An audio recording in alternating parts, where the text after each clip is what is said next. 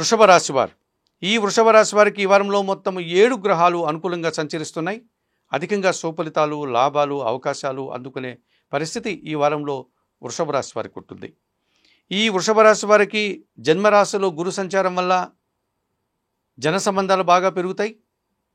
నూతన అవకాశాలు రావడానికి ఎంతగానో అనుకూల వాతావరణం కనిపిస్తుంది. ఆర్థికపరమైనటువంటి అభివృద్ధిని, బలాన్ని కూడా మీరు పుంజుకోగలుగుతారు. తృతీయ భావంలో కుజ సంచారం వల్ల జన సహకారం బాగా ఉంటుంది. భూవాహన లాభాలు, రియల్ ఎస్టేట్ రంగంలో పనిచేసే వారికి అధిక లాభాలు, వ్యవసాయ రంగంలో పనిచేసే వారికి అధిక ఉత్పత్తులు రావడానికి అవకాశం కనిపిస్తుంది.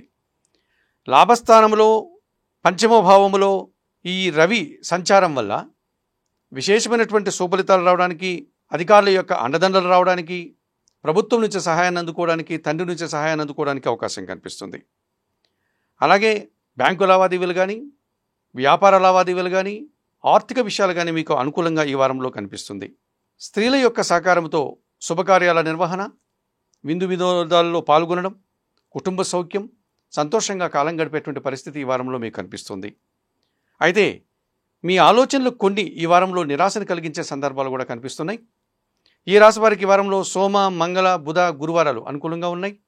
దానాలు ఇచ్చేటువంటి క్రమంలో ఈ వృషభ రాశి వారు కొన్ని ఉలవలను బాగా ఉడికించి బెల్లం పొడితో కలిపి ఆవులకు ఆహారంగా దానం చేయడం వల్ల మరింతగా సంతోషంగా ఉండడానికి అవకాశం ఉంటుంది. ఇక స్తోత్రపారాయణం విషయంలో గణేశాష్టకం నిత్యం చదువుకోండి.